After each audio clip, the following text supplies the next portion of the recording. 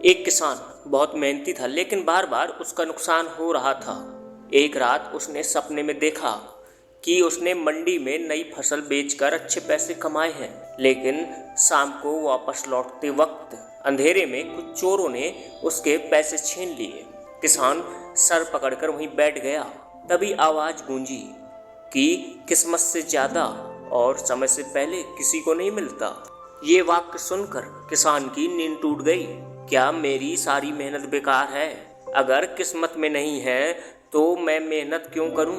कुछ दिनों तक यह सारी बातें उसके दिमाग में घूमती रहीं। किसान का मन किसी चीज में नहीं लगा, तो उसने प्रसिद्ध जैन मास्टर से मिलने की सोची। दिक्कत ये थी कि उनका आश्रम बहुत दूर था और रास्ता भी दुर्गम था। फिर एक सुबह किसान ने मन बनाया और चल पड़ा। कई मील चलने के बाद किसान को थकान होने लगी। जब उसे रास्ते में एक बड़ी हवेली दिखी, किसान ने सोचा कि यहाँ मुझे रुकने की जगह मिल जाएगी। किसान ने हवेली के मालिक को बताया कि मैं दूर पहाड़ के पार रहने वाला हूँ, जैन मास्टर से मिलने जा रहा हूँ। ये सुनकर जमींदार ने कुछ सोचा और उसके रुकने का प्रबंध करवा दिया। जब सुबह किसान जाने लगा, तब जमींदार ने कहा, मेरी एक बेटी है, वो 1 साल से बहुत बीमार है। तुम जैन मास्टर से पूछ कर आना कि मेरी बेटी ठीक कैसे होगी। किसान ने कहा, ठीक है, मैं आपका सवाल याद रखूंगा। ऐसा कहकर किसान आगे चला गया। यात्रा करते हुए कुछ दिन बीत गए। फिर किसान को दूर एक पहाड़ दिखने लगा। इस पहाड़ के पार ही जैन मास्टर रहते थे। जब किसान पहाड़ के पास पहुंचा तो देखा कि चढ़ाई तो काफी मुश्किल है। किसान वहीं थक कर बैठ गया। कुछ देर बाद किसान को किसी के बोलने की आवाज सुनाई दी, तो किसान की आवाज की दिशा में चला गया। उसने देखा कि एक जादूगर अपनी किताब में से कुछ मंत्र पढ़ रहा है। किसान जादूगर के पास बैठ गया और कहा, मैं जैन मास्टर के पास एक सवाल पूछने जा रहा हूँ, क्या तुम पहाड़ पार करने में मेरी मदद कर सकते हो? जादूगर बोला, ठीक है, मैं तुम्हें आसान रास्ता बता सकता हूँ, पर बदले में तुम्हें मेरा एक सवाल पूछ कर आना होगा। जादूगर आगे कहता है कि मैं कई सालों से स्वर्ग जाने की कोशिश कर रहा हूँ, मेरे पास कई शक्तियाँ भी हैं। इन सब के बावजूद मैं स्वर्ग नहीं जा पा रहा। मैं कैसे स्वर्ग जाऊँगा, ये पूछ कर आना। किसान ने कहा, हामी भरी और जादूगर के बताए रास्ते से पहाड़ पार करने आगे चल दिया। आश्रम अब पास में ही था, बस एक नदी पार करनी थी। लेकिन इस नदी को पार करने के लिए यहाँ कोई नाव नहीं थी। तो किनारे पर एक कछुआ नजर आया। किसान ने कछुए से कहा, मुझे जैन मास्टर से सवाल पूछना है। अगर तुम मुझे नदी पार करा दोगे तो मैं आश्रम जा पाऊंगा।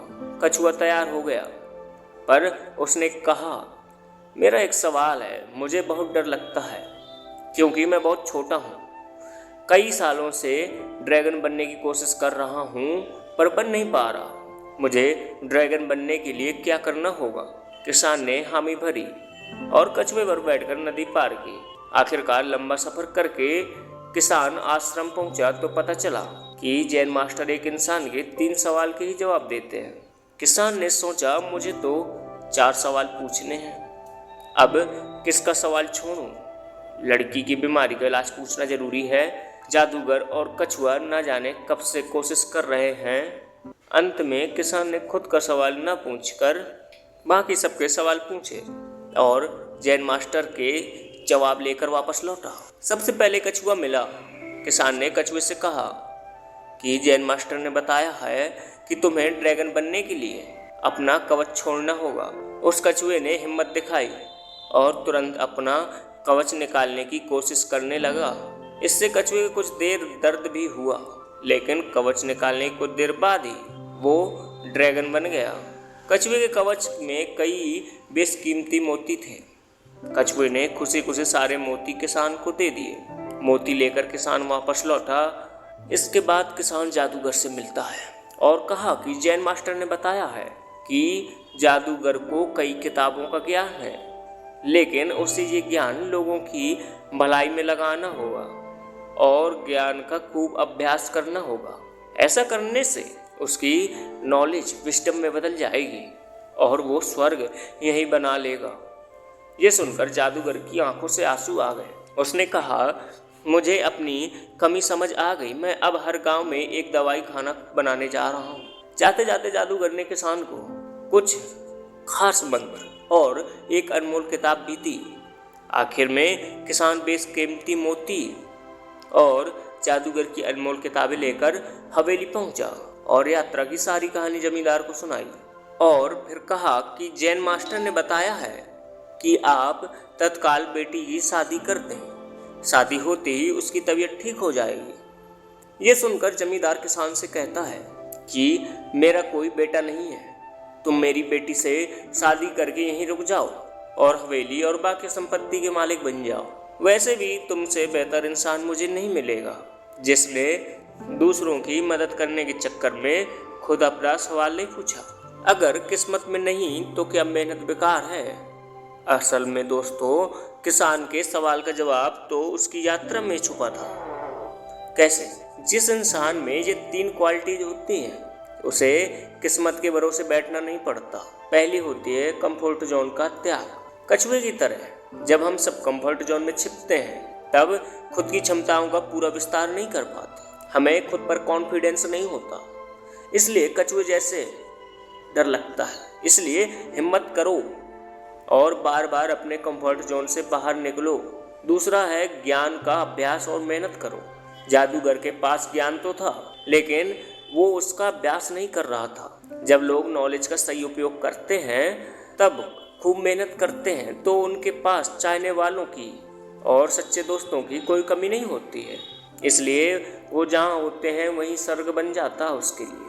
तीसरा है पावर ऑफ गिविंग। इसका मतलब क्या है? बुद्ध कहते हैं अगर आप देने की शक्ति जान लो, यानी आप एक निवाला भी बिना बांटे नहीं खाओगे। तथागत कहते हैं कि एक मोमबत्ती हजारों मोमबत्तियों को जला सकती है, लेकिन उस एक मोमबत्ती की रोशनी कभी कम नहीं होती। उसी तरह खुशी और सफलता बांटने से कभी कम नहीं होते हैं, बल्कि बढ़ती जाती है। नंबर 1, सीखने योग्य बातें। जो कंफर्ट जोन में नहीं रुकते, जो अपने ज्ञान का अभ्यास नहीं करते और खूब मेहनत करते हैं, जो देने की शक्ति जानते हैं, उन्हें ज़िंदगी बहुत कुछ देती है। उन्हें कभी किस्मत के भरोसे बैठना नहीं पड़ता। दोस्तों, अगर इस वीडियो से आपको कुछ सीखने को मिला है तो प्लीज़ कमेंट बॉक्स में ज़रूर बताएं। अगर वीडियो अच्छी लगी तो प्लीज़ चैनल को सब्सक्राइब और वीडियो को लाइक ज़रूर कर दें। आखिर तक बने रहने के लिए बहुत बहुत धन्यवाद।